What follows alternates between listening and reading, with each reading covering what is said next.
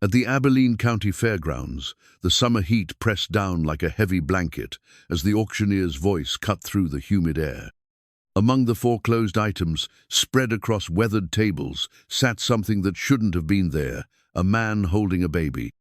Cal Bennett stood beside a makeshift cardboard crib, his weathered hands gentle as they cradled his week-old niece. The creditors had taken everything: his family's ranch, his brother's pickup truck, even the rights to raise this child. His voice cracked as he pleaded with anyone who would listen, explaining that the baby wasn't property to be sold, but the law saw it differently. When pregnant librarian Marianne Doyle stepped out of the heat and witnessed this heartbreaking scene, she made a decision that would change 3 lives forever. What started as an impulsive bid to save a stranger and his niece would become something neither of them expected. Before we jump back in, tell us where you're tuning in from. And if this story touches you, make sure you're subscribed, because tomorrow I've saved something extra special for you. The dust had barely settled on the fairgrounds when Marianne Doyle found herself driving down County Road 47 with 2 strangers in her Honda Civic. The baby she still didn't know the child's name slept peacefully in the makeshift car seat they'd fashioned from towels and her purse strap. Cal Bennett sat rigid in the passenger seat, his jaw clenched so tight she could see the muscle working beneath his weathered skin. "Turn left at the mailbox with the sunflowers painted on it," she said softly, her hands trembling slightly on the steering wheel. The morning sickness had been manageable until the adrenaline of the auction wore off. Now her stomach churned with a mixture of pregnancy hormones and the magnitude of what she'd just done.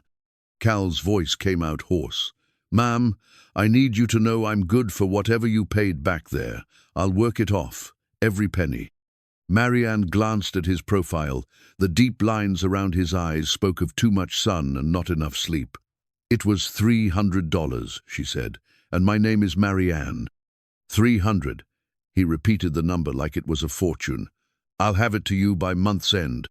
She wanted to tell him not to worry about the money, that $300 wouldn't break her modest teacher's pension and library salary. But she recognized the pride in his voice, the same fierce independence her late husband David had carried, even through his final illness. Some dignity could only be preserved through the promise of repayment. The farmhouse came into view as they crested the small hill, a white 2-story with green shutters, surrounded by 20 acres of mostly unused pasture. She'd bought it 8 months ago, with the life insurance money, needing space to breathe after David's death, somewhere to raise the child she carried. The realtor had called it a fixer-upper with good bones. David would have laughed at that description. He'd always said she could see potential in things other people had given up on. "It's not much," she said, pulling into the gravel driveway. "But it's quiet." Cal stepped out of the car and immediately reached for the baby, his movements sure and practiced, despite his obvious exhaustion. The child stirred but didn't wake, tiny fingers curling around the edge of a receiving blanket that had seen better days. "What's her name?" Marianne asked, fumbling for her house keys. "Sarah," Cal said, and his voice broke slightly on the word. "Sarah Ann Bennett. My brother Danny and his wife picked it out before." He stopped, cleared his throat. "She's 7 days old." The front door stuck, as it always did in humid weather, and Marianne had to put her shoulder into it. The house smelled like the lavender sachets she'd placed in the linen closets and the faint residue of the lemon oil she used on the old hardwood floors. It was a good smell, she thought, a healing smell. "Living room's through there," she said, gesturing with her chin while she dropped her purse on the kitchen counter. "There's a couch if you want to lay her down." But Cal remained standing in the doorway, taking in the space with the careful assessment of a man who'd learned not to get comfortable too quickly. The living room held mismatched furniture, David's old recliner, a couch she'd inherited from her mother, built-in bookshelves lined with novels and gardening magazines.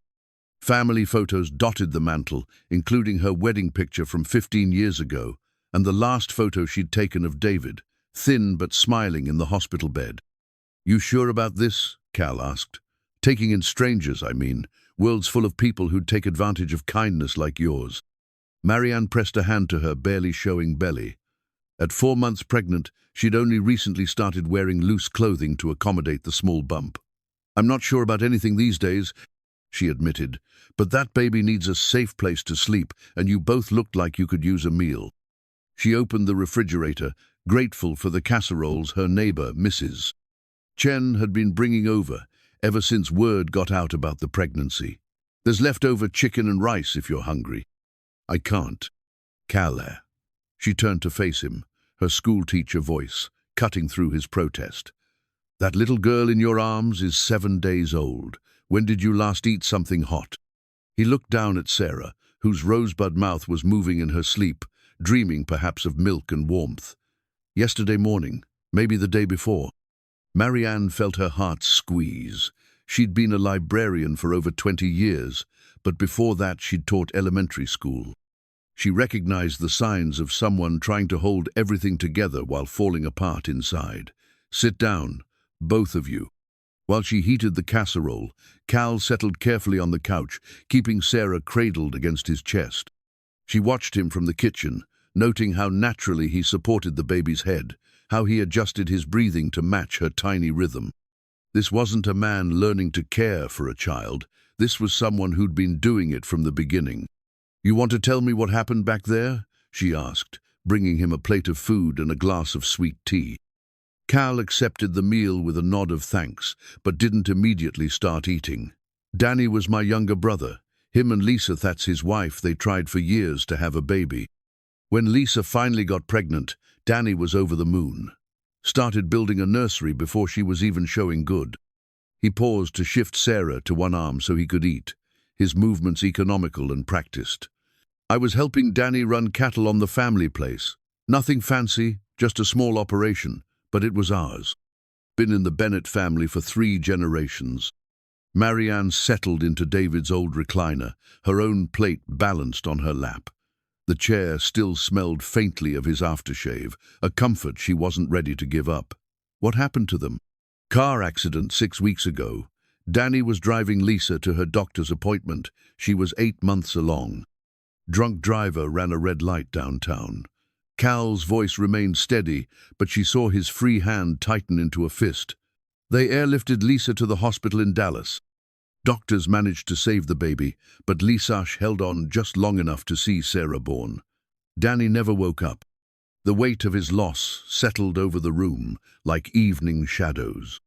Marianne had her own experience with hospital vigils, with watching someone you love slip away despite all the medical intervention in the world. "I'm sorry," she said, and meant it. "Hospital bills wiped out what little savings we had. Insurance covered some of it, but not near enough. When I couldn't make the mortgage payments, the bank started foreclosure proceedings. I thought I had more time, but they moved fast. Claimed I was a poor risk without Danny's income. And they took everything?" Cal finally began eating, though she could tell he was forcing himself to swallow. "House, land, equipment, even Danny's truck. The auctioneer said since I was listed as Sarah's guardian on the temporary papers and I couldn't prove I had stable housing for her, the state could intervene. Put her in foster care until I got back on my feet. So they were selling your custody rights." "Not officially, but everyone at that auction knew the score. Whoever bought the household goods lot would also be taking responsibility for a baby with no legal protections." He looked down at Sarah, whose tiny fist had worked free of the blanket. "I couldn't let her go into the system. Too many kids get lost in foster care, bounced from home to home." Marianne understood now why he'd stood there pleading with strangers, why his voice had cracked when no one seemed willing to bid on a man and baby together. In her impulsive act of kindness, she'd essentially bought them time, but time for what? "What's your plan now?" she asked gently. Cal finished the last of his meal and set the plate aside. "Get work. Find us a place to live. Prove to the courts I can provide for her." He met her eyes directly. "I won't impose on your generosity longer than necessary, Miss Marianne. Soon as I can arrange something else." "It's Mrs. Doyle," she corrected automatically, then caught herself. The correction felt hollow these days. "Actually, just Marianne is fine." "You married?" She touched her wedding ringer, simple gold band she couldn't quite bring herself to remove. Widowed. My husband David passed last year. Cancer. They sat in comfortable silence for a moment. Two people who understood loss in different ways. Sarah stirred in Cal's arms, making soft mewing sounds that meant she'd be waking soon and wanting to eat. "I've got formula and bottles in the truck," Cal said, starting to rise. "I'll get them." Marianne stood carefully, her hand automatically going to her lower back. The pregnancy was making itself known in small ways, the need to sit down more often, the way stairs left her slightly breathless. "You stay put with her." Outside, the evening air carried the scent of honeysuckle and approaching rain. Cal's belongings filled the bed of an old pickup truck that had seen better decades, a duffel bag, cardboard boxes labeled "baby stuff" in careful block letters, and the makeshift cardboard crib that had served as Sarah's bed at the auction. Everything he owned in the world fit in the back of a borrowed truck. She found the formula and bottles easily enough. Cal had organized everything with military precision. There were also cloth diapers, tiny onesies, and a manila envelope marked "important papers" in the same careful handwriting. At the bottom of one box, wrapped in a soft blanket, she found a small collection of library cards from different towns across Texas, Tyler, Lubbock, Amarillo, San Angelo. Each one bore the name Marianne Doyle in her own handwriting. She'd been collecting them for years, an odd habit that started when she and David moved frequently during his early career. Each new town meant a new library card, a new place to explore through books when she felt like an outsider. Even after they settled in Abilene, she'd kept getting cards whenever they traveled, a tangible reminder that she could find home anywhere there were books and stories. But these cards in Cal's truck weren't hers. "Find everything okay?" Cal called from the doorway. "Yes, but..." She held up the library cards, confused. "These have my name on them." Cal's face went carefully blank. "Those belonged to my sister-in-law, Lisa. Her maiden name was Doyle. Must have been a coincidence." Marianne studied the cards more closely. The handwriting was different from hers, more rounded, younger-looking. But the habit was identical, collecting library cards from small Texas towns like breadcrumbs leading home. "Lisa Doyle," she said slowly. "I wonder if we might have been related somehow. Doyle's not that common a name around here." "Could be," Cal said, but something in his voice suggested he didn't want to pursue the connection. "We should probably get that bottle ready. Sarah's going to be waking up hungry soon." Inside, they worked together to prepare the formula, their movements awkward with unfamiliarity, but careful with shared purpose. Cal tested the temperature on his wrist, another practiced gesture that spoke of recent experience, while Marianne cleared space on the coffee table for supplies. "How long have you been taking care of her?" she asked. "Since the day she was born. Hospital released her into my care since I was the only family left."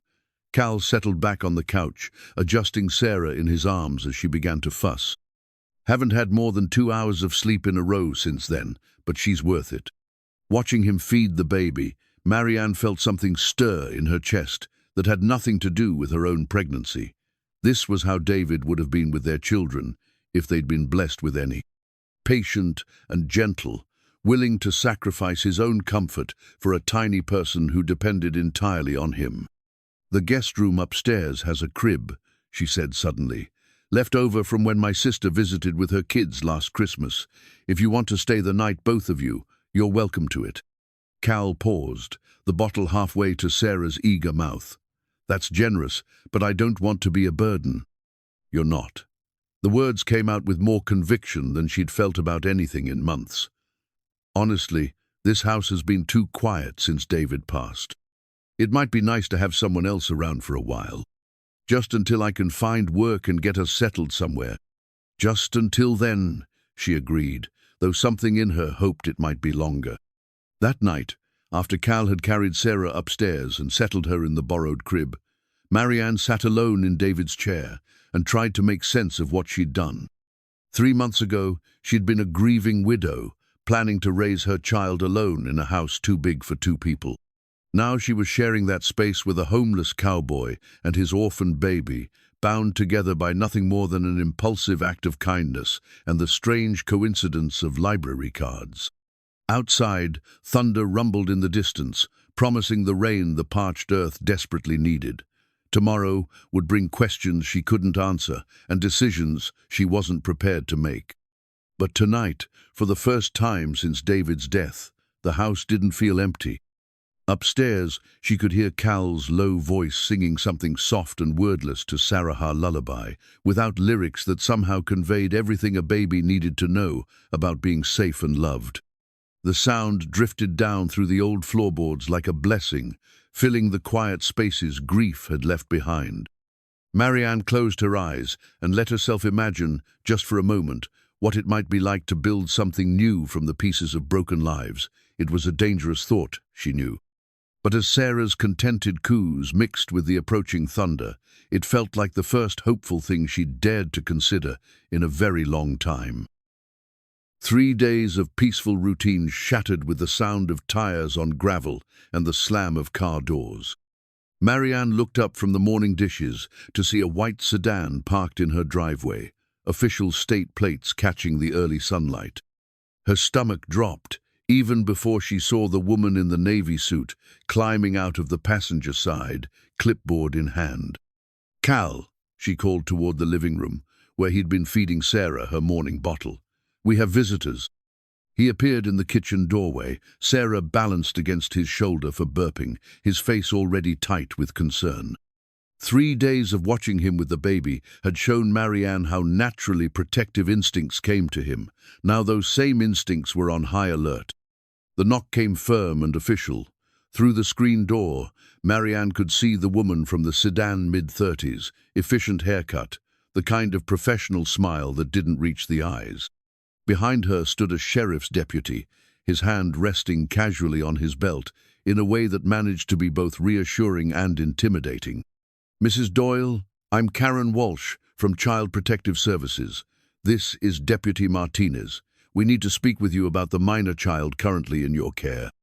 Marianne's mouth went dry. She'd known this moment might come, but somehow she'd allowed herself to believe they had more time. "Of course. Please come in." The living room suddenly felt too small with 5 people in it, counting Sarah, who chose that moment to let out a healthy burp that broke some of the tension. Deputy Martinez smiled slightly at the sound, but Karen Walsh remained all business, her eyes cataloguing everything from the makeshift changing station on the coffee table to the formula bottles drying in the dish rack. "Mr. Bennett," Walsh said, consulting her clipboard, "I need to inform you that the temporary guardianship arrangement made at the hospital is under review. The circumstances of the auction have raised concerns about the child's welfare and your ability to provide stable care." Cal's jaw tightened, but his voice remained steady. "Sarah's been well cared for. She's got a roof over her head, regular feedings, medical attention when needed. What more concerns are there?" "The auction, for starters." Walsh pulled out a manila folder thick with documents. "Auctioning a person, even indirectly, violates several state statutes. The fact that you participated in such an arrangement raises questions about your judgment and understanding of legal procedures." "Nobody was being auctioned," Cal said, his voice rising slightly before he caught himself. Sarah stirred in his arms, sensitive to his tension. "I was trying to keep us together when everything else was being taken away." Nevertheless, the situation was irregular, and Mrs. Doyle Walsh turned her attention to Marianne. "While your intentions may have been charitable, you're not licensed as a foster care provider. Technically, this child is in an unauthorized placement." Marianne felt heat rise in her cheeks. "I wasn't aware that helping someone in need required a license." "When it involves the care of a minor child, yes, it does." Walsh's tone softened slightly, perhaps recognizing that Marianne wasn't the enemy here. "Look, I can see this is a loving environment. The baby appears healthy and well cared for. But we have protocols for a reason." Deputy Martinez spoke for the first time. "What exactly are you proposing, Ms. Walsh?" "Immediate, temporary removal of the child to licensed foster care, while we complete a full assessment of Mr. Bennett's fitness as a guardian. He'll be allowed supervised visits while we determine the best permanent placement." The words hit the room like a physical blow. Cal went very still, his arms instinctively tightening around Sarah. "You want to take her away from the only family she has left? Mr. Bennett, you've experienced a significant financial and housing crisis. You have no fixed address, no steady employment, and no support system in place. A newborn requires stability." "She has stability here," Cal interrupted. "She's got people who love her, a safe place to sleep, everything she needs. But it's not a legal arrangement. Mrs. Doyle could change her mind at any time, and you'd both be homeless again. The child needs protection from that uncertainty." Marianne found her voice. "What if I became a licensed foster parent? Would that change things?" Walsh consulted her papers again. "The process takes time. Background checks, home studies, training requirements. We're talking weeks, possibly months. So in the meantime, you'd separate a baby from the only parent she's ever known." Marianne couldn't keep the anger out of her voice. "How is that in her best interest?" "Mrs. Doyle, I understand your concern, but—" "No, I don't think you do." Marianne stood up, her hand unconsciously moving to protect her own growing child. "This baby lost both her parents before she was a week old. The only constant in her life has been Cal. You want to traumatize her further by putting her with strangers?" Cal looked up at her with something like wonder, as if he hadn't expected her to fight for them. The expression made her heart ache for all the times he'd probably faced authorities alone, trying to hold his family together through sheer force of will. "I'm not the villain here," Walsh said, and for the first time her professional mask slipped slightly. "I've seen what happens when good intentions aren't backed up by proper procedures. Children get hurt, families get torn apart. I'm trying to prevent that." "By tearing us apart first?" Cal's voice was quiet but intense. "Sarah knows my voice, my touch. She settles when I hold her. You take her away from that and put her with strangers. You tell me how that helps her." Deputy Martinez shifted uncomfortably. "Ms. Walsh, what if we could arrange some kind of temporary supervised situation? Give folks time to get the paperwork sorted out without separating the baby from her guardian." Walsh frowned. "The regulations are clear. The regulations also allow for caseworker discretion in emergency situations," Martinez said. He'd been studying the papers over Walsh's shoulder. "Says so right there in section 12.4. Marianne watched a silent battle play out on Walsh's face between bureaucratic caution and human compassion. Finally, the caseworker sighed. "I'd need regular check-ins, weekly home visits, documentation that all of the child's needs are being met, and Mrs. Doyle would need to start the foster care licensing process immediately." "Done," Marianne said before Cal could object. "And Mr. Bennett would need to demonstrate progress towards stable employment and housing within 30 days. Cal nodded. "I can do that." "This is highly irregular," Walsh warned. "My supervisor isn't going to like it. But given the child's young age and the apparent stability of the current situation, I'm willing to recommend a temporary extension with conditions." After they left, taking their official papers and stern warnings with them, the house felt different. The casual comfort of the past 3 days had been replaced by the weight of scrutiny and deadlines. Cal sat heavily on the couch, Sarah sleeping peacefully in his arms, unaware that her entire future had just been decided by strangers. 30 days, he said quietly. "We'll figure it out." Marianne sat beside him, close enough to see the fine lines stress had carved around his eyes. "I meant what I said about the foster care license. If that's what it takes to keep Sarah safe, I'll do it." "Why?" The question came out raw, unguarded. "You don't owe us anything. You could have just walked away at that auction, minded your own business." Marianne looked down at Sarah's sleeping face, so peaceful and trusting. "My husband and I tried for years to have children. We went through fertility treatments, adoption applications, every option we could think of. Nothing worked." She touched her belly, where her own miracle was growing. "I guess I can't stand the thought of a child being taken from someone who wants to love her." Cal was quiet for a long moment. When he spoke, His voice was thick with emotion. David was a lucky man. I was the lucky one. She stood up, suddenly needing movement to keep the grief at bay. I should call the licensing office, get the application process started. And we need to find you steady work. I've been thinking about that. Jim Morrison at the Double R Ranch said he might have something full-time if I could prove I was staying in the area. It's not much, but it's honest work.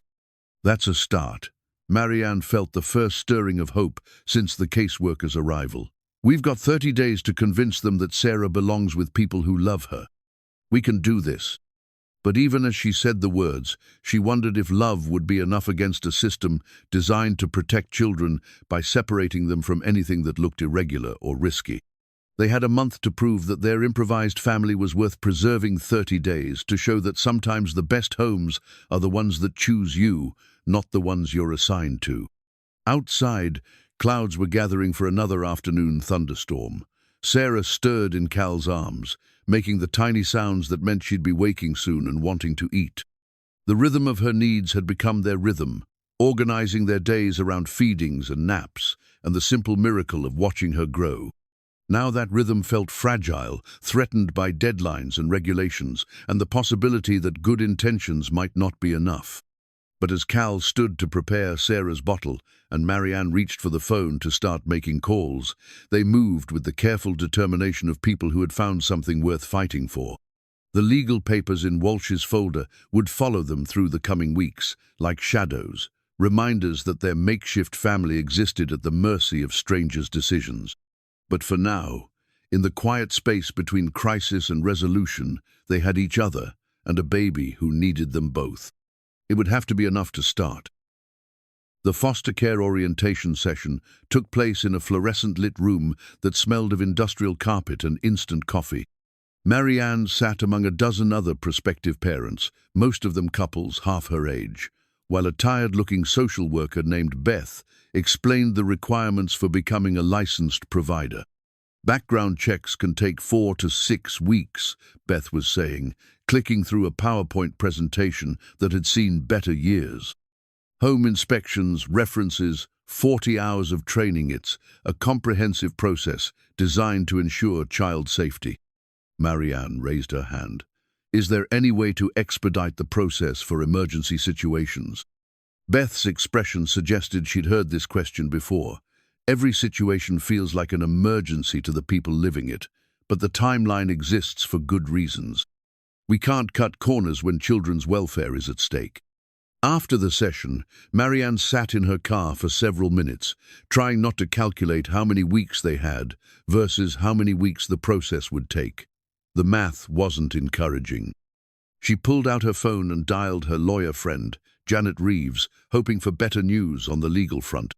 Marianne, I've been researching Cal's situation, Janet said without preamble. The good news is that as the designated guardian, he has legal standing to care for Sarah. The bad news is that CPS can challenge that designation if they believe he can't provide adequate care. What constitutes adequate care? Stable housing, reliable income, appropriate childcare arrangements. The basics, really, but they have to be demonstrable and consistent. Marianne pulled into her driveway to find Cal's borrowed truck gone and a note taped to her front door. Gone to Double R for interview. Back by 3. Sarah sleeping. See. Inside, she found Sarah napping in the portable crib they'd set up in the living room, a handmade quilt draped carefully over the rails. The blanket was beautiful soft cotton in shades of yellow and green, with tiny embroidered animals dancing along the border. It was the kind of thing that took months to make, stitched with love and anticipation. She found the pattern pieces tucked in one of Cal's boxes, along with a note in feminine handwriting. For our little miracle. Love, Aunt Lisa. The quilt was unfinished, missing several squares and the final binding, a project interrupted by tragedy. When Cal returned 2 hours later, his face carried the cautious optimism of someone afraid to hope too hard. Jim offered me the job, full-time, benefits after 90 days. It's good work, cattle management, fence repair, general ranch maintenance. That's wonderful. Marianne felt genuine relief. When do you start? Monday, 7 to 5, Monday through Friday, with occasional weekend work during cattle season. He paused, glancing toward Sarah's crib. Which brings up the childcare situation. They both knew the problem. Cal couldn't afford daycare on ranch wages, and Marianne worked at the library 3 days a week. The solution was obvious, but complicated by their still undefined relationship and the scrutiny of Child Protective Services. I could watch her while you're working, Marianne offered, at least until we figure out something more permanent. Cal's pride warred visibly with practicality. That's asking a lot. You've got your own job, your own pregnancy to think about. Library work isn't exactly strenuous, and honestly, having Sarah around might be good practice. She touched her growing belly, now showing enough that her regular clothes were getting tight. I don't have much experience with babies. They were interrupted by Sarah's waking cries, the sharp, demanding sound that meant hunger. Cal moved toward her automatically, but Marianne was closer. May I? She asked. Cal nodded, and Marianne lifted Sarah from the crib, surprised as always by how light and warm the baby felt. Sarah's cries softened at the change of scenery, her dark eyes focusing on Marianne's face with the intense curiosity of the very young. "Hello, little one," Marianne murmured, swaying gently. "Are you hungry?" Cal prepared the bottle with practiced efficiency, while Marianne settled into the rocking chair they'd moved from the guest room. Feeding time had become a shared ritual over the past week, a peaceful interlude that felt almost normal. "I found something in your things," Marianne said as Sarah latched onto the bottle. "The quilt. It's beautiful work." Cal's hands stilled on the bottle warmer. "Lisa started it when she found out she was pregnant, never got to finish it. Would you mind if I tried to complete it? I'm not much of a seamstress, but I could probably manage the missing pieces." The offer hung in the air between them, weighted with meaning beyond simple alteration. Completing Lisa's quilt meant accepting that Sarah would be with them long enough to use it, that their temporary arrangement might become something more permanent. "She'd like that," Cal said finally. "Lisa always said a baby should have something made with love." That evening, while Cal worked on his resume at the kitchen table and Sarah slept nearby, Marianne spread the quilt pieces across the living room floor. The pattern was more complex than she'd expected, a traditional Dresden plate design, with curved pieces that required careful cutting and piecing. "You sure you want to take this on?" Cal asked, looking up from the laptop Marianne had loaned him. "Looks complicated." "I need something to keep my hands busy in the evenings," she admitted. "Since David died, I've had trouble sleeping. Maybe having a project will help." She didn't mention that completing the quilt felt like a promise to Sarah, to Lisa's memory, to the family they were trying to build. Each careful stitch would be an act of faith that they'd have time to see it through. Over the next few days, they fell into a routine that felt surprisingly natural. Cal left for work at dawn, his boots echoing on the front porch as he tried not to wake the household. Marianne handled Sarah's morning feeding and spent her library days pushing the stroller through the children's section, letting patrons admire the baby while she shelved returns and helped with reference questions. "She's precious," said Mrs. Patterson, one of the regular patrons. "How are you managing with a newborn and your own pregnancy?" "She's not," Marianne started to explain, then stopped. The assumption was easier than the truth, and Sarah was beginning to feel like hers anyway. "We're managing fine, thank you." The lie bothered her, but not as much as she expected. Each day, the distance between temporary guardian and mother seemed to shrink. When Sarah smiled for the first time, a real smile, not just gas it was at Marianne during a late afternoon feeding. When the baby fussed during the night, Marianne found herself waking even before Cal, her body attuned to Sarah's needs. "You're getting attached," her sister Linda observed during their weekly phone call. "Of course I am. She's a baby. Babies are designed to be attached to." "That's not what I mean, and you know it." Linda's voice carried the particular concern of someone who'd watched Marianne grieve one loss and didn't want to see her set up for another. "What happens if they take her away?" Marianne looked across the room where Cal was teaching Sarah to follow a rattle with her eyes, his deep voice maintaining a running commentary about everything she was seeing. "They won't," she said with more confidence than she felt. "Marianne, they won't," she repeated. "This is her family. We're her family." After she hung up, Marianne returned to the quilt pieces, carefully pinning a curved section that would become part of the border. The stitching was meditative, requiring enough concentration to quiet her worried thoughts while leaving room for planning and hope. Outside, summer evening sounds drifted through the open windows, crickets and distant cattle, the rumble of a neighbor's tractor finishing the day's work. Cal's voice rose and fell as he sang something wordless to Sarah, the same tuneless lullaby she'd heard that first night. The sound had become the soundtrack to their evenings, as essential to the house's peace as the tick of the mantel clock or the whisper of wind through the screens. 3 weeks from now, they'd face another visit from Karen Walsh and another evaluation of their fitness as a family. But tonight, with the quilt growing under her hands and Cal's voice weaving safety around them all, Marianne allowed herself to believe they were building something too strong for bureaucracy to tear apart. The cowboy hat sat on Cal's dresser like a shrine to better times. Marianne noticed it when she brought clean laundry to his room-weathered brown felt with a sweat-stained band, shaped by years of honest work under the Texas sun. It was the only thing in the room that looked like it truly belonged to him. "That was my father's," Cal said from the doorway, catching her studying it. "Only thing they didn't take at the auction. Guess it wasn't worth enough to bother with." Marianne touched the brim gently. The leather hatband was worn smooth in places, darkened by decades of sweat and weather. "How long did he wear it?" 35 years. From the day he started working cattle until the day he died." Cal entered the room and lifted the hat, turning it over in his hands like he was reading its history. He used to say a cowboy's hat was like his signature. It told you everything you needed to know about the man underneath it. "What does this one say?" Cal smiled for the first time in days. That he was too stubborn to buy a new one when he probably should have. That afternoon brought Marianne's monthly prenatal appointment, and she found herself in the unusual position of juggling a baby carrier while trying to fill out medical forms. Sarah had accompanied her to the doctor's office because Cal couldn't take time off from his new job, and the pediatrician had been understanding about the arrangement. "Everything looks good, Dr. Martinez said, reviewing Marianne's test results.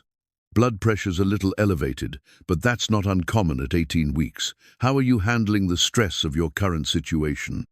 Marianne shifted Sarah to her other arm. "What do you mean?" "Jane, from the foster care licensing office, mentioned you're in the process of becoming a provider. That's a big undertaking for someone in their second trimester." Small-town networks meant everyone knew everyone else's business, but Marianne was still surprised by how quickly word had traveled. "It's temporary. We're just trying to keep a family together while the paperwork gets sorted out." "And the father?" The question hung in the air, loaded with assumptions. Marianne realized that to everyone else, her situation probably looked like a young woman taking in her boyfriend and his baby, maybe trying to create an instant family. "Cal isn't, we're not." She stopped, unsure how to explain their relationship without making it sound even more complicated. "He's the baby's guardian. I'm helping out while he gets established." Dr. Martinez made a note in her chart. "I want to see you again in 2 weeks instead of 4, just to keep an eye on that blood pressure." On the drive home, Marianne found herself wondering what people saw when they looked at their little group. At the grocery store, cashiers assumed Cal was her husband and Sarah their first child. At the library, patrons made knowing comments about how nice it was to see young families starting out together. The assumptions were easier than explanations, but they left her feeling like she was living someone else's life. That evening, while Cal worked on ranch payroll at the kitchen table, Marianne mentioned the doctor's concerns about her blood pressure. "Maybe you're taking on too much," Cal said, not looking up from the calculator. "Between your job and watching Sarah and the foster care process." "I'm fine." The words came out sharper than she intended. "Women have been having babies and managing households for centuries. I think I can handle 1 infant and a part-time job." Cal did look up then, his expression careful.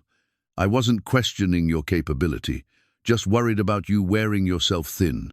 The concern in his voice deflated her irritation. "Sorry, I'm not used to having someone worry about me anymore." David didn't worry. David worried about everything. But he was sick for so long that I got used to being the one who handled things.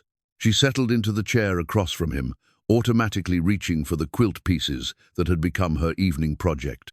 "I guess I'm still adjusting to not having to be strong for someone else all the time." Cal watched her sort through fabric squares, his hands stilled on the paperwork. "You know you don't have to be strong for us either, right? Sarah and Mew are not your responsibility." But they were, Marianne realized. Somewhere in the past 2 weeks, they'd become exactly that. Not legally, not officially, but in all the ways that mattered. She knew Sarah's feeding schedule by heart, could read her different cries, felt a physical ache when separated from her for more than a few hours. And Cal had become the steady presence that made her house feel like a home again. "What was she like?" Marianne asked instead of answering. "Lisa." Cal set down his pen, giving her his full attention. "Smart, funny. She had this way of making you feel like you were the most interesting person in the room." He paused, choosing his words carefully. "She wanted children more than anything. Used to joke that she was born to be a mother, just waiting for the right baby to find her." "How did she and Danny meet?" "High school sweethearts. She was the head librarian's daughter, straight-A student, college-bound. Danny was the ranch kid who barely graduated. Everyone said they were too different to last." Marianne thought about her own marriage, the English professor and the small-town teacher, building a life around books and quiet conversations. Sometimes different works. It did for them. Danny became a better man because Lisa believed he could be, and she, Cal's voice caught slightly, she loved ranch life more than he did, by the end. Said there was something honest about work that let you see the results at the end of each day. They sat in comfortable silence, the only sounds Sarah's soft breathing from her crib and the scratch of Marianne's needle through fabric. Outside, summer evening was settling over the farmland, painting the sky in shades of gold and pink. "Cal," Marianne said finally, "when this is all sorted out, the custody hearing, the permanent arrangements, what do you want to happen?" He was quiet for so long she thought he might not answer. When he spoke, his voice was careful, as if he was afraid of hoping too much. "I want Sarah to grow up knowing she was wanted. I want her to have space to run, and people who love her, and stories about her parents that make her proud of where she came from." He looked directly at Marianne. "I want her to have what Danny and Lisa would have given her if they'd lived." "And you? What do you want for yourself?" Another long pause. "I want to be worthy of the trust they placed in me, and I want—" He stopped, shaking his head. "Doesn't matter what I want. It matters to me." Cal met her eyes across the table, and for a moment, the careful distance they'd maintained dissolved. "I want to feel like I belong somewhere again. Like I'm part of something bigger than just getting through each day." The admission hung between them, vulnerable and honest. Marianne felt her heart do something complicated, a flutter that had nothing to do with pregnancy hormones and everything to do with the man sitting across from her. "You do belong here," she said quietly. "Both of you." Before Cal could respond, Sarah stirred in her crib, making the soft sounds that meant she'd be waking soon. Their evening conversation was ending, as it did every night, with the gentle demands of a baby who needed them both. But as they moved together to prepare for the nighttime routine, Cal warming a bottle while Marianne changed, Sarah's diaper, Marianne felt something settle into place that had been shifting uncertainly for weeks. This was what family looked like, she realized. Not the perfect nuclear unit she'd imagined during her years of fertility treatments, but something more complex and precious. A cowboy's hat on the dresser, a baby's quilt growing under patient hands, and two people learning to trust each other with their broken pieces. Outside, night sounds began their chorus, and inside, Sarah opened her eyes to find the faces she'd learned to love looking down at her. Tomorrow would bring new challenges, but tonight they were exactly where they belonged. The recipe box had belonged to David's mother, a weathered wooden container that held 3 generations of family favorites written on index cards in fading ink. Marianne found herself turning to it more often now, searching for meals that could stretch to feed 3 adults and accommodate Cal's ranch-sized appetite. "Meatloaf again?" Cal asked, though his tone held no complaint as he hung his hat on the peg by the back door. "Grandma Doyle's famous recipe," Marianne replied, lifting Sarah from her bouncy seat. "According to the card, it's been feeding hard-working men since 1952. Cal washed his hands at the kitchen sink, the ritual he'd established after long days working cattle. The job at Double R Ranch was good for him. She could see it in the way he carried himself, the return of confidence that came from steady work and a regular paycheck. "How was your day?" she asked, settling into the rocking chair they'd moved to the kitchen so she could hold Sarah while cooking. "Jim's talking about making me assistant foreman come fall. Says I have a good eye for cattle and the horses trust me." Cal dried his hands on the dish towel, pride evident in his voice. "Pay raise would come with it." "That's wonderful." Marianne meant it. Cal's success at the ranch made their arrangement feel more permanent, more like a choice than a desperate necessity. The timer chimed, and Cal automatically reached for the oven mitts. Over the past month, they'd developed an easy domestic rhythm. He handled the heavy lifting, while she managed Sarah. She did the cooking, while he cleaned up afterward. It was a partnership born of practicality, but it felt increasingly natural. "There's a letter from CPS on the counter," Cal said, sliding the meatloaf from the oven. "Came with the afternoon mail." Marianne's stomach tightened.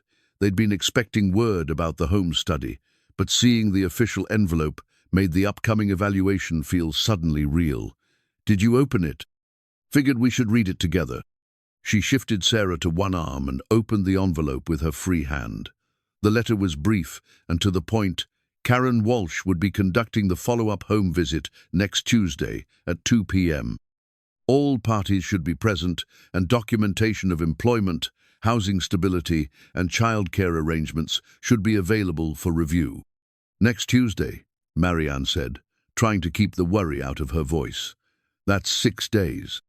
Cal nodded. His jaw set in the determined expression she'd learned meant he was preparing for a fight. "We're ready. I've got pay stubs, a letter from Jim, bank statements showing I can support Sarah financially, and I'm almost done with the foster care training, just 2 more sessions." They both knew their situation was still precarious. Marianne's license application was pending.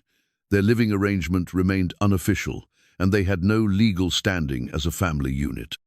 But Sarah was thriving, gaining weight, hitting developmental milestones, obviously loved and well cared for. "She's going to ask about our relationship," Marianne said, voicing the concern they'd both been avoiding. "What about it? Whether this is romantic or practical, whether we're planning to stay together, or if this is just temporary convenience." Cal was quiet, focused intently on slicing the meatloaf. The question hung between them, loaded with implications neither was ready to address directly. "What should we tell her?" Marianne asked. "The truth, that we're 2 people doing our best to raise a child who needs us both." But even as he said it, Marianne wondered if the truth was more complicated than that. Somewhere in the past month, the boundaries between temporary assistance and something deeper had blurred. She found herself looking forward to Cal's return from work each day, felt a warmth in her chest when she caught him singing to Sarah, noticed the way he remembered how she liked her coffee and made sure there was always milk in the refrigerator for her pregnancy cravings. That evening, while Cal gave Sarah her bath in the kitchen sink, Marianne worked on the final squares of Lisa's quilt. The pattern was nearly complete now, just the binding left to finish. The completed sections showed the careful planning that had gone into the design, soft yellows and greens that would work for either a boy or girl. Tiny appliqued animals that spoke of hours spent dreaming about the child who would use it. "You've done beautiful work," Cal said, settling beside her on the couch with a clean, pajama-clad Sarah. "Lisa would be amazed. I hope I did her vision justice. Some of these pieces were tricky to figure out." Cal reached into the box of Sarah's things and pulled out a small notebook, its pages covered with Lisa's neat handwriting. She kept notes about the pattern, might help with the binding. Marianne opened the notebook carefully, surprised by the intimacy of reading another woman's private thoughts. The pages contained more than quilt instructions. There were lists of potential baby names, sketches of nursery layouts, observations about pregnancy symptoms and doctor visits. March 15th, felt the baby move for the first time today, one entry read. Danny cried when I put his hand on my belly. I think this little one is going to be a dancer with moves like these. Maybe I shouldn't be reading this, Marianne said, closing the notebook. She'd want you to. Lisa believed in sharing knowledge, helping other mothers. Cal's voice was gentle. Keep it, for when your baby comes. The gesture felt significant, like a passing of wisdom from one mother to another. Marianne reopened the notebook and found detailed instructions for the quilt binding, along with a note. This pattern has been in the Bennett family for 4 generations. Each baby deserves something made with love and hope. 4 generations, Marianne repeated. Your family has a long history with this land. Had, Cal corrected. Danny and I were the last of the line. Now there's just Sarah, and she's too young to understand what she's lost. She'll understand someday, and she'll know that you fought to keep her connected to that history. They worked together to settle Sarah for the night, their movements synchronized by weeks of shared routine. Cal sang his wordless lullaby, while Marianne dimmed the lights and prepared the bottles for night feedings. The house felt peaceful, filled with the quiet contentment of a family ending another day together. But as Marianne climbed the stairs to her own room, she found herself thinking about the upcoming CPS visit and the questions Karen Walsh would inevitably ask. Their arrangement worked. Sarah was loved and thriving, Cal was rebuilding his life, and Marianne felt purpose again for the first time since David's death. Whether it would be enough to satisfy the authorities remained to be seen. In her bedroom, Marianne stood before the dresser, where David's photo watched over her nightly routine. She touched her wedding ring, a gesture that had become automatic over the past year. Tonight, the band felt looser on her finger, as if even her body was letting go of the past.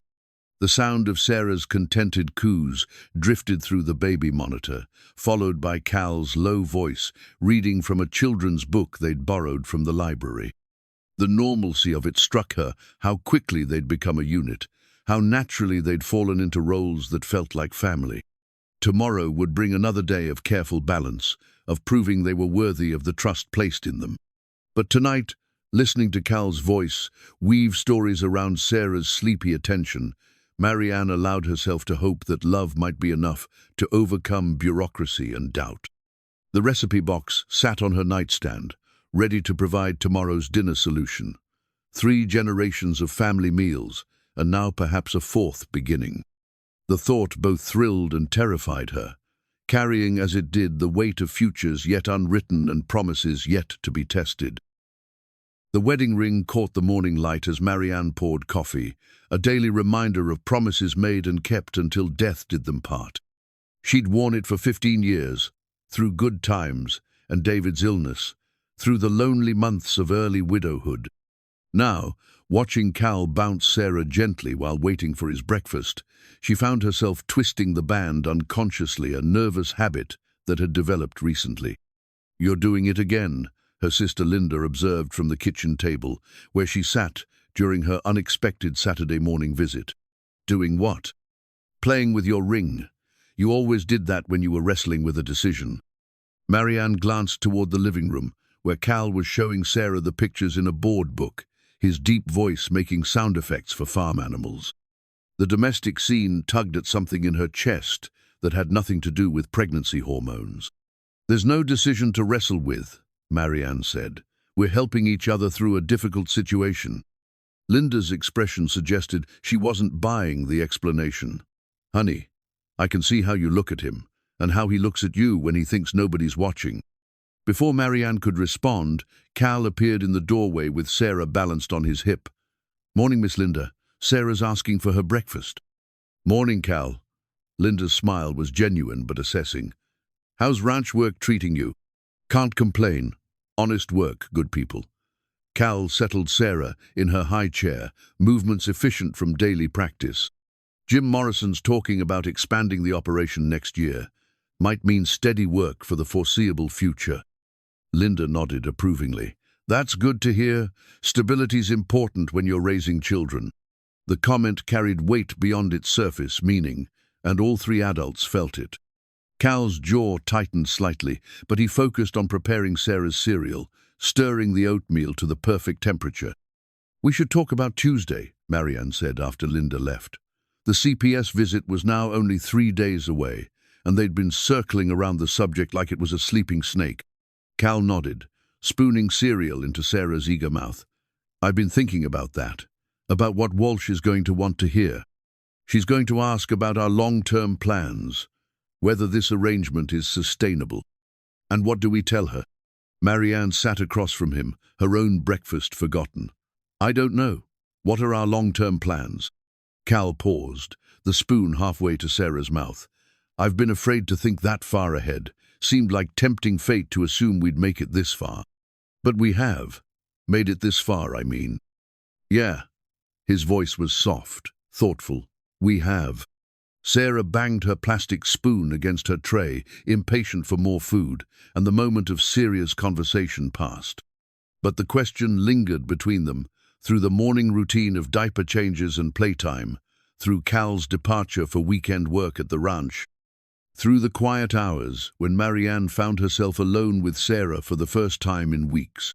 The baby was napping when Marianne finally allowed herself to examine her feelings honestly. Sitting in David's chair with the completed sections of Lisa's quilt spread across her lap, she tried to separate gratitude from attraction, practical affection from something deeper. Cal was a good man, that much was obvious, patient with Sarah, respectful of Marianne's space, hard-working and honest.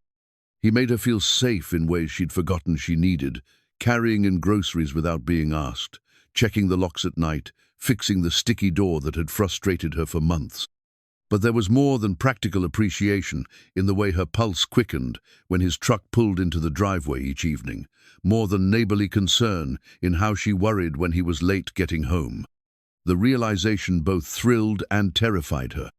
David had been her first love, her only love, the man she'd expected to grow old with. The idea of loving someone else felt like betrayal, even though David himself had made her promise not to spend her life alone. Don't you dare become one of those widows who turns into a shrine keeper, he'd said during one of their last conversations when morphine made him brutally honest. Find someone who makes you laugh again. Find someone who'll love our baby like their own. The baby kicked as if responding to her thoughts, and Marianne placed her hand on her growing belly. 22 weeks along now, clearly showing, feeling more real every day. David's child, but also hers to raise alone, perhaps not alone, if she had the courage to accept what was growing between her and Cal. Sarah stirred in her crib, making the soft sounds that meant nap time was ending. Marianne set aside the quilt and went to her, lifting the warm, sleep-heavy baby into her arms. What do you think, little one? She whispered. Should we take a chance on happiness? Sarah blinked up at her with dark eyes that were becoming more alert every day, focusing on faces, tracking movement, beginning to show the personality that would shape her future. She was Cal's responsibility, but she'd become Marianne's joy, the baby she'd never expected to mother, arriving in her life through tragedy and chance. When Cal returned that evening, dusty and tired from a day of fence repair, he found Marianne and Sarah on the front porch swing. The evening air was soft, filled with the sounds of rural summer crickets and distant cattle, the whisper of wind through the old oak trees. Good day, Marianne asked as he settled beside them on the swing. Productive, got the north pasture fence repaired, and helped Jim move cattle to better grazing. Cal reached for Sarah, who had turned toward his voice.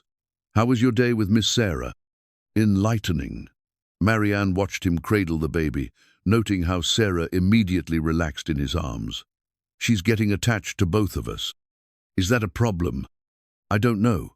What happens if CPS decides our arrangement isn't in her best interest? What happens if they place her with a traditional family? Cal was quiet for a long moment, his attention focused on Sarah's tiny fingers wrapped around his thumb. "Then we fight it," he said finally. "Legal adoption if necessary, whatever it takes to keep her with people who love her." Legal adoption. Marianne repeated the words, testing how they felt. "That would make us a family, legally, officially, permanently." Cal looked at her directly. "If that's what you want." The question hung between them as twilight deepened around the porch. Sarah dozed in Cal's arms, secure in the knowledge that she was loved and wanted. Somewhere in the distance, a whippoorwill began its evening song, and the first stars appeared in the darkening sky. "I need to think about it," Marianne said finally. "Take all the time you need. Sarah and I aren't going anywhere." But as they sat together in the gathering darkness, Marianne realized that time was exactly what they might not have. Tuesday's visit could change everything, could separate them or bind them together permanently. The wedding ring on her finger felt heavy with history and possibility, a symbol of love that had been but also a barrier to love that might be. 3 days to decide whether she was ready to take off David's ring and put on the identity of a woman brave enough to build a new family from the pieces of broken lives. 3 days to choose between the safety of solitude and the risk of loving again. Inside the house, the phone rang, but none of them moved to answer it. For now, this moment was enough: a man, a woman, and a baby on a porch swing, surrounded by the gentle sounds of home. The birth certificate arrived in a manila envelope with no return address, delivered while Cal was at work and Marianne was at her final foster care training session. Mrs. Chen from next door signed for it, mentioning casually when Marianne picked up Sarah that an official-looking document had come in the mail. "Probably just more paperwork from CPS," Marianne said, balancing Sarah on her hip while unlocking the front door. Tomorrow was Tuesday evaluation day, and her nerves were already stretched thin. But when she opened the envelope at the kitchen table, her world shifted on its axis. It wasn't CPS paperwork. It was a certified copy of Sarah Ann Bennett's birth certificate, sent by someone at the county clerk's office with a yellow, sticky note attached. "Thought you should see this before the hearing. J.R." Marianne stared at the document, reading it twice before the implications sank in. Under father, where she expected to see unknown or Daniel Bennett, was a name that made her stomach lurch. Calvin James Bennett. Cal was Sarah's father, not her uncle, her biological father. Sarah gurgled happily in her bouncy seat, oblivious to the bombshell that had just exploded in their carefully constructed life. Marianne's hands shook as she read the birth certificate again, looking for any mistake, any indication that this was an error. But there it was, in black and white, signed by the attending physician and witnessed by a hospital notary. Calvin James Bennett, age 46, occupation, ranch hand. Father of Sarah Ann Bennett, born July 3rd. The front door opened, and Cal's voice called out his usual greeting. "I'm home. How did training go?" Marianne couldn't find her voice. She sat frozen at the kitchen table, the birth certificate spread before her like evidence of a crime she didn't know had been committed. "Marianne?" Cal appeared in the kitchen doorway, took one look at her face, and went very still. His eyes moved to the document on the table, and she watched the color drain from his features. "Where did this come from?" His voice was barely above a whisper. "It was delivered today. Someone at the county clerk's office sent it." Marianne's voice sounded strange to her own ears, distant and hollow. "Cal, is this true?" He didn't answer immediately, just stood there looking like a man whose worst nightmare had come to life. Finally, he moved to the table and sank into a chair, his hands clasped so tightly, his knuckles were white. "Yes," he said, "it's true." The simple admission hit her like a physical blow. "You lied to me. You've been lying to me for 6 weeks. Not lying, just not telling the whole truth. You let me believe Sarah was your niece. You let me think you were just her guardian, that you'd stepped up out of family obligation." Marianne's voice was rising, and Sarah started to fuss in response to the tension. "When were you planning to tell me?" Cal's jaw worked for a moment before he answered, I don't know. Maybe never. Never? The word came out sharp and incredulous. Cal, we're going before CPS tomorrow. They're going to evaluate our fitness as a family, and you thought you'd just keep this secret forever? You don't understand. Then explain it to me. Marianne stood up, needing movement to contain her anger and hurt. Explain how you could let me build my entire life around a lie. Cal looked down at his hands, his voice rough when he finally spoke. It started about 8 months ago. Lisa was having problems with Danny Hay, was drinking again, staying out late, not helping with preparations for the baby. She was scared, lonely, and I was there. The admission hung in the air between them, ugly and irreversible. It only happened a few times. Cal continued, Danny was my brother, and Lisa was his wife, and what we did was wrong. But she was so lonely, and I'd been in love with her since high school. Marianne felt sick. So you had an affair with your brother's pregnant wife? It wasn't like that. It wasn't some sordid thing. We both knew it was wrong, but... Cal's voice broke. I loved her, Marianne. I'd loved her for 20 years, and she was carrying my child. Did Danny know? We told him before Sarah was born. Lisa couldn't keep lying to him, and I couldn't let him think the baby was his when she wasn't. Cal's face was etched with pain. It destroyed him. He started drinking harder, driving reckless. The accident had happened 2 days after we told him the truth. The pieces fell into place with horrible clarity. Danny's death hadn't been a tragic accident, it had been the direct result of Cal's betrayal and confession. The guilt Cal carried wasn't just survivor's remorse. It was the weight of knowing his actions had led to his brother's death. So when you stood at that auction with Sarah, Marianne said slowly, you weren't just a devoted uncle saving his niece. You were a father protecting his own child. Yes, and you let me bid on both of you. Let me bring you into my home. Let me fall in love with a baby who was never the orphan I thought she was. Cal's head snapped up. Sarah is still Sarah. What you feel for her, what she means to you, that hasn't changed. Everything has changed. Marianne's voice was cold now, controlled. You made me complicit in your deception. You let me lie to doctors, to social workers, to my own family about who Sarah really is. I was trying to protect her. No, you were trying to protect yourself. If CPS had known you were her biological father from the beginning, this whole process would have been different. You wouldn't have needed a guardian, wouldn't have needed my help. You just would have needed to prove you could provide for your own child. Cal stood up, his own temper finally showing. And what kind of father would I have looked like? A man who had an affair with his brother's wife, whose confession drove that brother to a drunken crash. You think CPS would have handed Sarah over to someone like that? So instead you decided to manipulate me into helping you. It wasn't manipulation. What happened between us, the connection, the family we've built, that's real. Is it? Marianne turned to face him fully, her heart breaking even as anger fueled her words.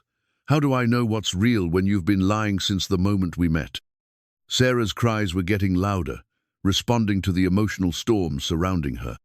Cal moved automatically to comfort her, and Marianne watched him lift his daughter, with the practiced ease of a man who'd been caring for his own child all along.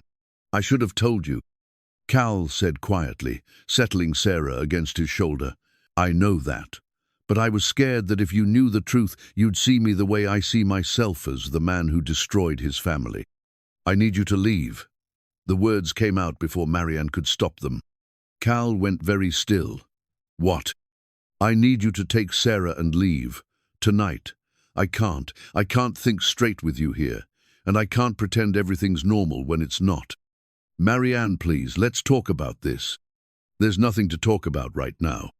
I need time to process this, to figure out what it means for tomorrow's hearing, for everything. Her voice was steady, but inside she was falling apart. Take whatever you need for tonight. We'll figure out the rest later. Cal looked like she'd struck him, but he nodded slowly. If that's what you want, it's what I need. He moved through the house like a man in a dream, packing Sarah's diaper bag and bottles, gathering the few personal items he'd accumulated. Marianne watched from the kitchen, her heart breaking with every familiar gesture. This was the man she'd been falling in love with, the man she'd imagined building a future with. Now she didn't know who he really was. "For what it's worth," Cal said as he prepared to leave, Sarah sleeping peacefully in her car seat. "I never meant for you to get hurt. You saved us, Marianne. Whatever else happens, you saved us when nobody else would." After they left, the house felt cavernous and wrong.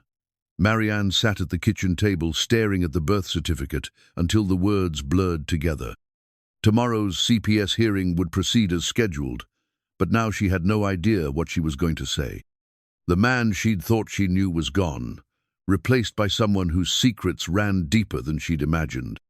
And Sarah, precious Sarah, who'd become the center of her world, was not the orphaned niece she'd fallen in love with, but the product of betrayal and tragedy.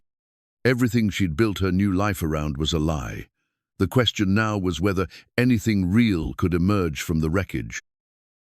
Marianne didn't sleep that night. She sat in David's chair, clutching the ultrasound photo from her 20-week appointment. The black and white image of her own baby's profile, a reminder that she wasn't just making decisions for herself anymore. The child growing inside her deserved a mother who made choices based on wisdom, not just wounded pride. At dawn, she called in sick to the library and drove to her sister's house in Dallas, needing perspective that could only come from someone who'd known her entire life. "You look terrible," Linda said, taking one look at Marianne's face as she stood on the doorstep. "I feel worse." Marianne accepted the cup of coffee Linda pressed into her hands and settled at the familiar kitchen table where they'd solved problems since childhood. "Cal's been lying to me about everything." She told the story in flat, emotionless sentences, watching Linda's expression change from concern to shock to anger on her behalf. When she finished, Linda was quiet for a long moment. "So Sarah is his biological daughter?" "Yes." "And he had an affair with his brother's wife?" "Yes." "And his confession to his brother may have contributed to the accident that killed both parents?" "Yes." Marianne set down her coffee cup with shaking hands. "Linda, I've been so stupid. I thought I was helping an honorable man save his orphaned niece. Instead, I've been enabling someone who..." "Who what?" Linda's voice was sharp. "Who loved a woman he couldn't have and made a mistake that destroyed his family. Who's been caring for his child with more devotion than most biological fathers show. Who's worked himself to the bone to prove he can provide for her." Marianne stared at her sister. "You're taking his side?" "I'm not taking sides. I'm trying to help you see this clearly." Linda reached across the table and took Marianne's hands. "Honey, what Cal did was wrong. The affair, the deceptional of it. But people make mistakes. The question is, what kind of man has he been since then? I don't know anymore. How can I trust anything about him when he's been lying since the day we met? Has he been a good father to Sarah?" The question was simple but loaded. Marianne thought about the past 6 weeks, Cal's gentle patience during Sarah's fussy evenings, his exhaustion after sleepless nights, the way he'd sing wordless lullabies and test bottle temperature on his wrist, and look at his daughter like she was the most precious thing in the world. "Yes," she admitted, "he's been devoted to her. Has he been respectful to you, honest about everything except this one thing?" Again, Marianne had to acknowledge the truth. Cal had been unfailingly courteous, had worked hard to contribute to the household, had shown genuine concern for her pregnancy and well-being. The only lie had been about Sarah's parentage, but it was a huge lie, one that had shaped every interaction they'd had. "I don't know how to get past the deception," Marianne said. "Every conversation we've had, every moment of connection, it was all built on a lie. Or it was built on 2 people trying to do right by a child who needed them both." Linda's voice was gentle but firm. "Marianne, I watched you with David through his illness. I watched you care for him with a kind of devotion that most people never experience. You know what real love looks like, what real commitment means. Has Cal shown those qualities with Sarah? That's different. Sarah is his child. And you're not. But he's shown the same care and respect for you, hasn't he? even while carrying this secret that was probably eating him alive. Marianne felt tears starting, the first she'd shed since yesterday's revelation. I was falling in love with him, Linda, with both of them. I was starting to imagine a future where we were a real family. Maybe you still can be. How? How do I trust someone who's capable of that level of deception? Linda was quiet for a moment, choosing her words carefully. When David was sick, do you remember what you told me about forgiveness? Marianne did remember. David had been angry during his illness at the cancer, at God, at the unfairness of being sick when they'd finally been ready to start a family. He'd said things he didn't mean, had pushed her away when she tried to help, had been unreasonable and demanding and sometimes cruel in his pain. I told you that loving someone meant accepting their worst moments and choosing to see their best intentions, Marianne said slowly. And what were David's best intentions, even when he was being difficult? To protect me from his pain, to not be a burden. And what do you think Cal's best intentions were in keeping this secret? Marianne closed her eyes, trying to see past her hurt to the man who'd stood at that auction, pleading for someone to keep him and Sarah together. To protect Sarah from being separated from the only parent she had left. And to protect you from being complicit in something that might have legal consequences. The insight hit like a revelation. If Cal had told her the truth from the beginning that Sarah was his biological daughter, the product of an affair that had destroyed his family, would she have taken them both in? Would she have been willing to face CPS evaluations and legal challenges, knowing the full complexity of the situation? Probably not. She would have seen the ethical minefield and backed away, leaving Cal and Sarah to face an uncertain future alone. He manipulated the situation, Marianne said, but with less conviction than before.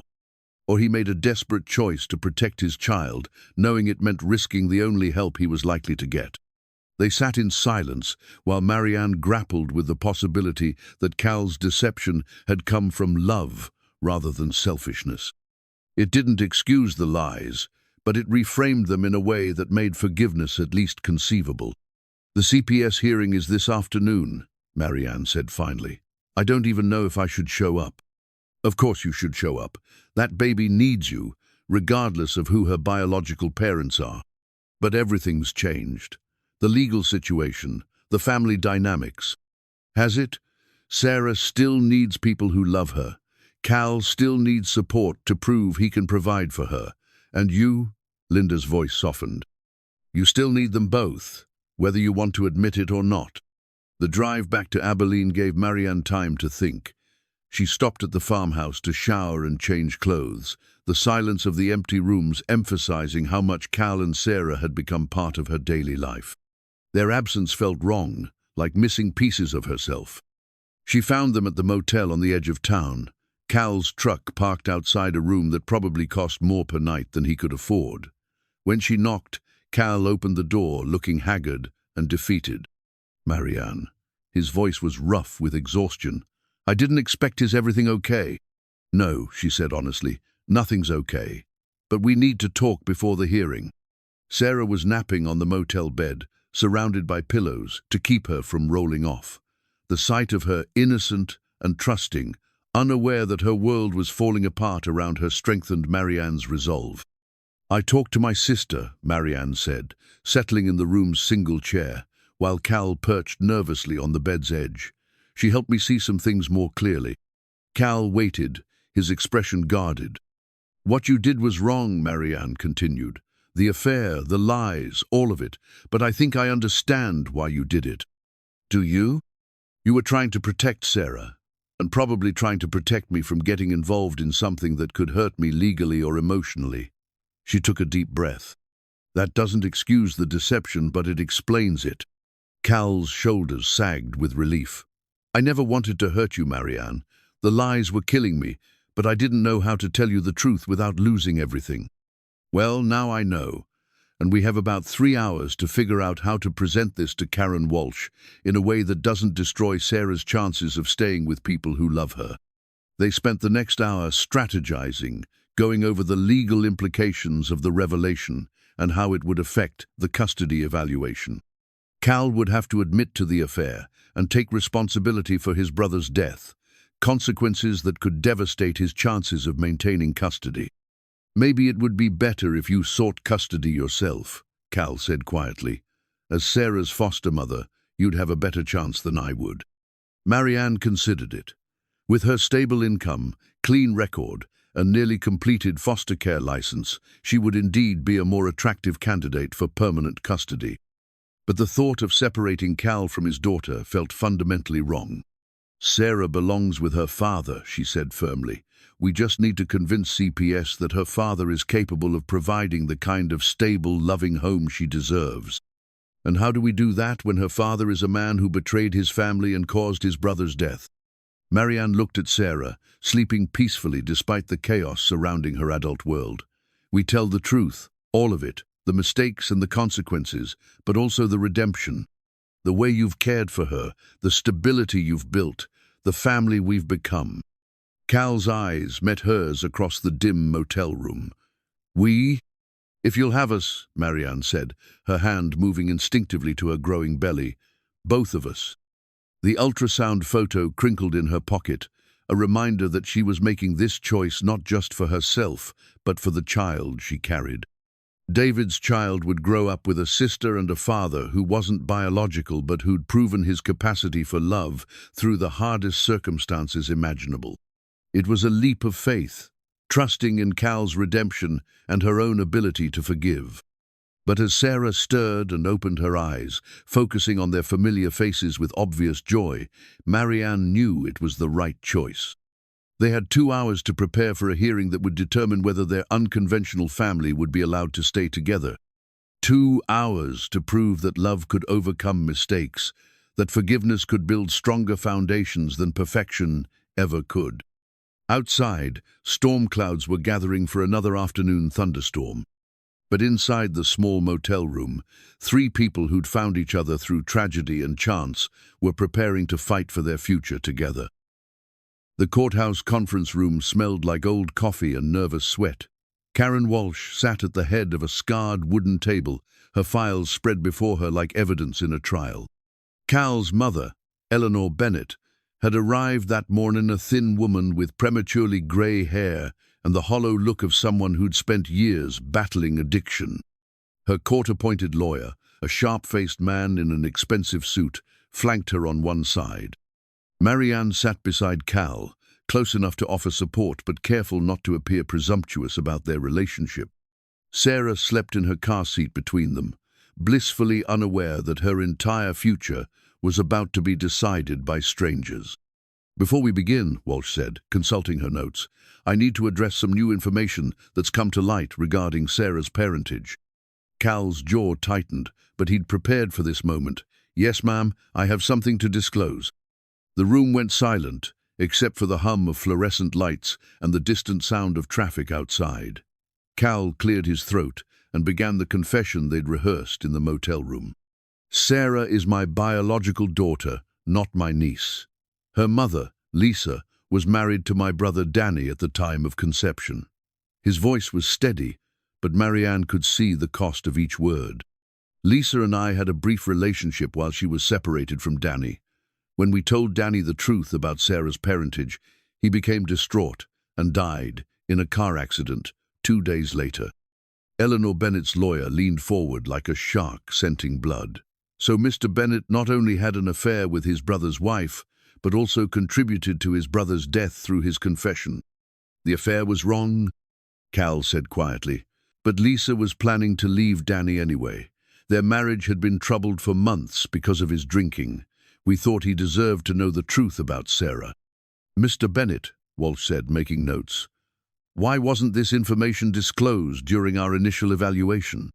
Cal looked directly at her, his expression open and honest. "Because I was terrified you'd take Sarah away from me. I knew how it would look, a man who'd destroyed his family trying to raise the child who'd caused the destruction.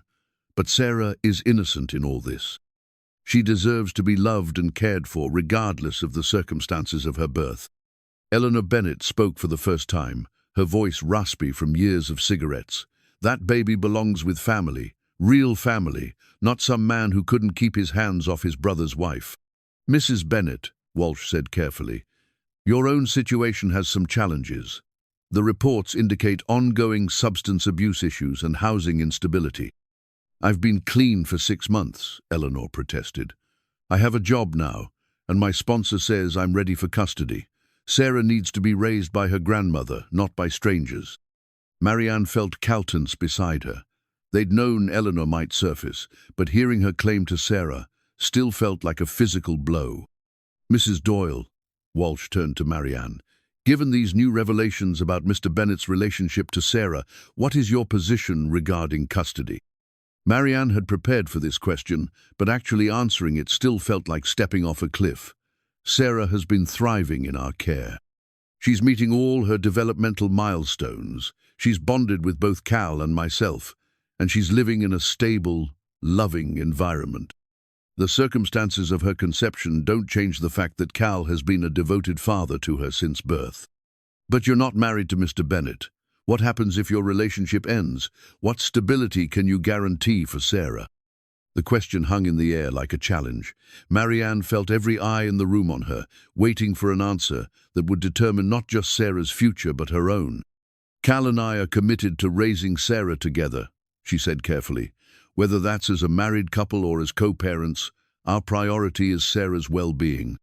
Eleanor's lawyer pounced. So there's no legal relationship between my client's granddaughter and Mrs. Doyle. She could change her mind at any time and leave Mr. Bennett homeless with a child. That's not going to happen, Marianne said firmly. But it could, the lawyer pressed. Whereas my client offers permanent family connection and blood relationship. Cal finally spoke, his voice carrying a quiet intensity that commanded attention. Ma'am, with respect, where was that family connection when Danny was drinking himself to death? Where was it when Lisa was pregnant and scared and needed support? I'm not proud of what I did, but I was there. I've been there for Sarah every day of her life. Eleanor's face flushed. You have no right to judge me. I had my own problems to deal with. And you still do? Walsh interjected, consulting her files. Mrs. Bennett, your last drug test showed trace amounts of alcohol. Your housing situation is currently a weekly rental room with no kitchen facilities. Your employment history shows significant gaps. I'm doing better, Eleanor said defensively. I just need a chance to prove myself. With a newborn baby, Cal's voice rose slightly. Sarah needs stability now, not someone who's still figuring out their own life. The judge's gavel sitting silently at the head of the table like a symbol of final authority seemed to loom larger as tensions escalated. Walsh raised her hand for silence. Let's hear from our character witnesses, she said. I have statements here from Mr. Bennett's employer, neighbors, and community members. Jim Morrison's letter praised Cal's work ethic and reliability. Mrs. Chen described seeing him as a devoted father during their daily interactions.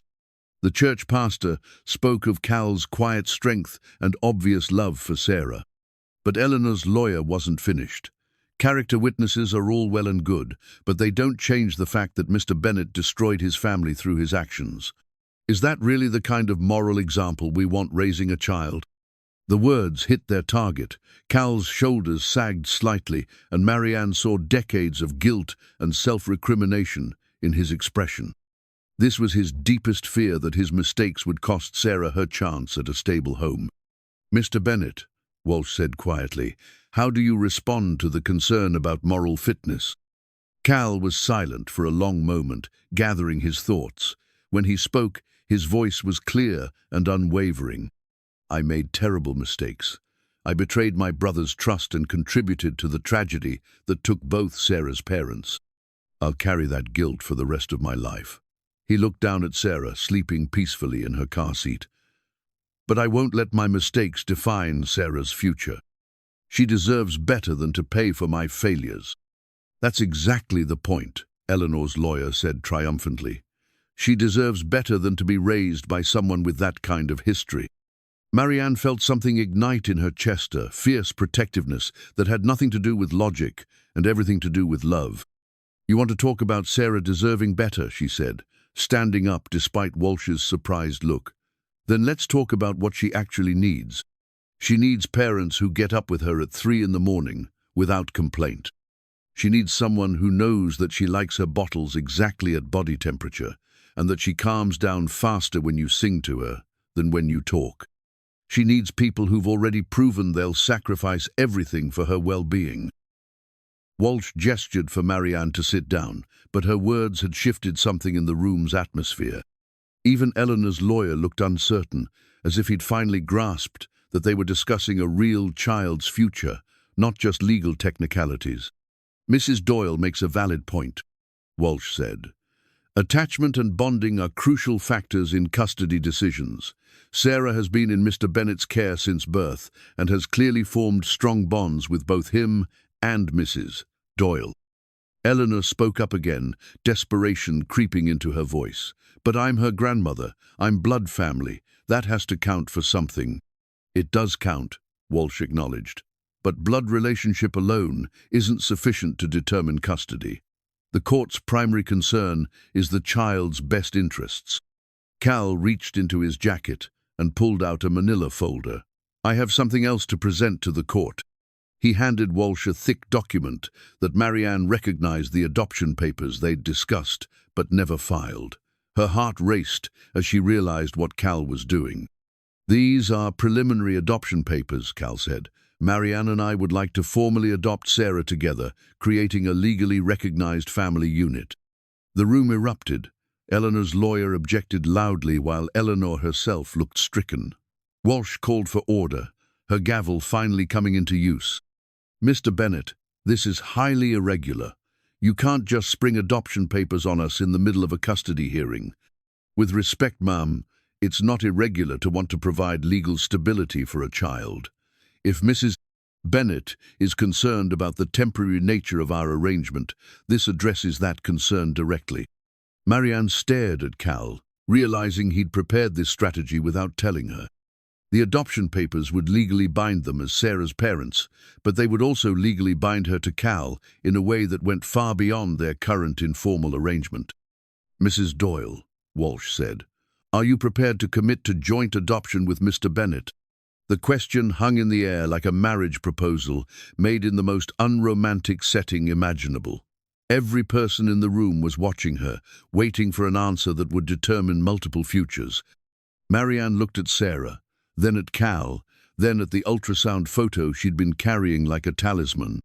Her own child would grow up with a sister if she said yes, would have a father figure who'd already proven his capacity for devotion. But she'd also be legally bound to a man whose capacity for deception she was still learning to forgive. Yes, she said simply. I'm prepared to adopt Sarah with Cal. Eleanor Bennett began to cry harsh, ugly sobs that spoke of a lifetime of losses and missed opportunities. Her lawyer put a restraining hand on her arm, but she shook him off. She's all I have left, Eleanor said between sobs. Danny's gone, Lisa's gone, and now you want to take their baby too. The raw pain in her voice reached something in Marianne's heart. She understood the desperation of wanting family, the fear of being alone with grief and regret. Mrs. Bennett, Marianne said gently, we're not trying to take Sarah away from her family. We're trying to give her the biggest family possible. You'll always be her grandmother. You'll always have a place in her life if you want it. But not as her guardian. Marianne looked at Cal, seeing in his expression the same conflict she felt. Eleanor was family, blood family, but she was also unstable and unprepared for the reality of caring for an infant. Not as her primary guardian, Cal said quietly, but as her grandmother, always. Sarah deserves to know where she comes from, to understand her history. We want you to be part of that. Walsh had been taking notes throughout the exchange. Now she set down her pen and looked around the room. I'm going to recommend a 30-minute recess while I review these adoption papers and consult with my supervisor. When we reconvene, I'll announce my decision regarding Sarah's custody. The recess felt like 30 years. Cal and Marianne waited in the courthouse hallway while Eleanor and her lawyer huddled in a separate consultation room. Sarah woke during the wait, and Marianne found herself automatically reaching for the bottle Cal had prepared, their movements coordinated by weeks of shared parenting. You didn't have to do that, Cal said quietly, watching her feed Sarah. The adoption papers, that's a bigger commitment than helping me through a custody hearing. I know what I'm committing to. Marianne met his eyes directly. I'm committing to Sarah, to being her mother in every way that matters. And I'm committing to us, to building something real and lasting, even though it started with deception. Even knowing what kind of man I am. I know exactly what kind of man you are. You're someone who made terrible mistakes but who spent every day since trying to make up for them. You're someone who loves your daughter enough to sacrifice your pride, your secrets, everything that might threaten her stability. She shifted Sarah to her shoulder for burping, a gesture that had become natural. You're the kind of man who deserves a second chance at family. When Walsh called them back into the conference room, her expression was unreadable. The adoption papers sat before her, along with thick files containing evaluations, background checks, and character references. After reviewing all the evidence and considering the best interests of the child, Walsh began, I'm prepared to make my recommendation to the court regarding Sarah Bennett's custody. The gavel sat ready for its final use, prepared to either unite their family forever or tear it apart. Sarah gurgled contentedly in Marianne's arms, trusting that the adults around her would make the right choice for her future. 6 months later, the farmhouse overflowed with the sounds of a family celebrating Christmas morning. Sarah, now 8 months old and pulling herself up on furniture, babbled excitedly at the colorful wrapping paper scattered across the living room floor. Marianne, 37 weeks pregnant and moving carefully, watched from the couch while Cal assembled a wooden rocking horse that would serve both babies in the years to come. The custody hearing felt like a lifetime ago, though Walsh's words still echoed in Marianne's memory. Joint custody awarded to Calvin Bennett and Marianne Doyle, with recommendation for expedited adoption proceedings.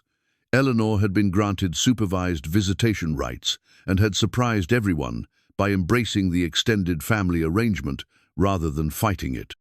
Auntie Eleanor's coming for dinner, Marianne said, catching Sarah as she attempted to eat a piece of ribbon. And your cousin Marcus will be here too. Cal looked up from the instruction manual he'd been wrestling with. Your sister's boy is going to be overwhelmed by all this chaos. He'll love it. Linda says he's been asking about his baby cousins for weeks. The word cousins still felt new and wonderful in Marianne's mouth. Their wedding 3 months ago had been small, just family and close friends gathering in the same courthouse where their custody battle had played out. Judge Martinez, who'd overseen the adoption proceedings, had performed the ceremony with tears in his eyes, calling it the most hopeful thing he'd seen in years of family court.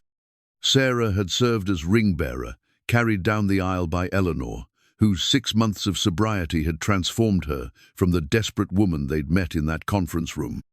The photo from that day, Cal in his one good suit, Marianne in a simple blue dress stretched over her pregnancy, Sarah in a frilly white outfit that Eleanor had sewn, herself sat on the mantel next to David's memorial photo. She's trying to stand, Cal observed, abandoning the rocking horse to watch Sarah pull herself up against the coffee table. Won't be long before she's walking. Dr. Martinez says any day now. She's already taken a few steps holding onto furniture. As if summoned by their conversation, Sarah let go of the table and took 3 wobbling steps toward Cal before sitting down hard on her padded bottom. Both adults cheered, and Sarah clapped her hands in delight at the attention. Did you see that? Cal scooped her up, spinning her around until she giggled. Our little girl is walking. The birth announcement Marianne had designed lay on the kitchen counter, waiting to be mailed to friends and relatives. James David Bennett, born December 20th, 7 pounds 3 ounces. Big sister Sarah is delighted to welcome her baby brother. Parents, Calvin and Marianne Bennett. They'd chosen the name together, James for Cal's father, David for Marianne's first husband. It felt right to honor both their histories while building something new. I should start the turkey, Marianne said, struggling to rise from the low couch. Everyone will be here by noon. Cal deposited Sarah in her playpen and helped Marianne to her feet, his hands gentle on her swollen belly. I can handle the turkey. You're supposed to be resting. I've been resting for weeks. I'm pregnant, not made of glass. Dr. Martinez said. Dr. Martinez said light activity was fine. Cooking Christmas dinner counts as light activity. They'd had this argument every day since her doctor had recommended reduced activity due to elevated blood pressure. Cal had become fiercely protective, insisting on doing everything from grocery shopping to laundry, while Marianne chafed at the restrictions. The doorbell interrupted their familiar debate. Through the window, Marianne could see Eleanor's old Honda in the driveway, laden with wrapped packages and what looked like enough food to feed a small army. "Merry Christmas," Eleanor called as Cal opened the door. She looked healthier than Marianne had ever seen her, clear-eyed, steady on her feet, her grey hair styled instead of hanging limp around her face. Sarah immediately reached for her grandmother, babbling what sounded like Nana, though she wasn't quite ready for real words yet. "There's my beautiful granddaughter," Eleanor cooed, accepting Sarah's enthusiastic hug.